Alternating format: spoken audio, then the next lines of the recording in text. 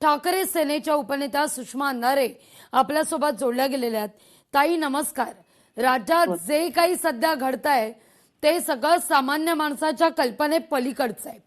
पण सगळ्यात महत्वाचं म्हणजे आता सुप्रिया सुळे असं म्हणतायत की आपला डिलिमिटेशन याला पाठिंबा असेल, आमचाच नाही तर ठाकरेंची शिवसेना, काँग्रेस आणि डीएमकेचा देखील होकार आहे.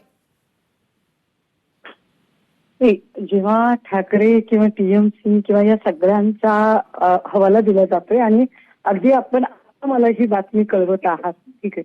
मला पहिल्यांदा डिलिमिटेशनला पाठिंबा द्यायचा आहे म्हणजे तो सरसकट ढोबळमानाने पाठिंबा दिला जाणार आहे की त्याच्यात काही अटी शर्ती असणार आहेत, हे जरा एकदा समजून घ्यावं लागेल.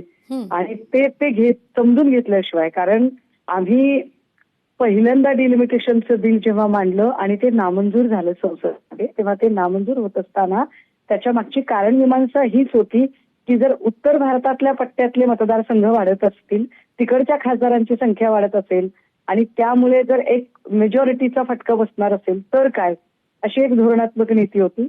परंतु आता जर राष्ट्रवादी काँग्रेसच्या खासदार सुप्रिया सुळे हे म्हणत असतील की नाही, आमचा या विधेयकाला पाठिंबा असणार आहे, तर तो पाठिंबा नेमका कसा, त्याची कार्यचौकट काय, त्याची नेमकी अट काय असणार आहे, हे एकदा जरा मला आधी समजून घ्यावं लागेल.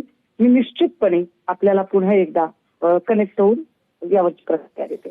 अगदी सुषमाताई, पण अगदी शेवटचा मुद्दा या ठिकाणी अशी एक चर्चा आहे की शरद पवार यांची राष्ट्रवादी एनडीएला पाठिंबा देऊ शकते.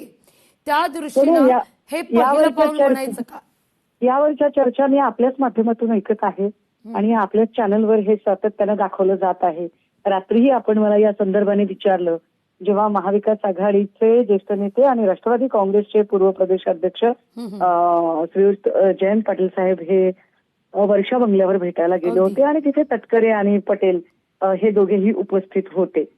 मात्र त्या बैठकीत नेमकं काय घडलं, ती बैठक कशाच्या संदर्भात होती, यावर अजूनही जेपी यांच्याकडून कुठलीही स्पष्टता आलेली नाही. आणि त्यामुळे जोपर्यंत ती स्पष्टता, तो निर्वाळा, नेमकं कारण काय हे ते स्वतः उलगडत नाहीत, तोपर्यंत एक महाविकास आघाडीचा धर्म म्हणून मी त्यांच्यावर इतक्यात अविश्वास दाखवणं किंवा काहीही व्यक्त करणं हे थोडं अनुचित असेल. अगदी. सुषमाताई, खूप खूप धन्यवाद आमच्याशी संवाद साधला त्याबद्दल. या सगळ्याविषयी बोलण्याकरता. लोकशाही मराठी ऐका, पहा, जागरूक रहा.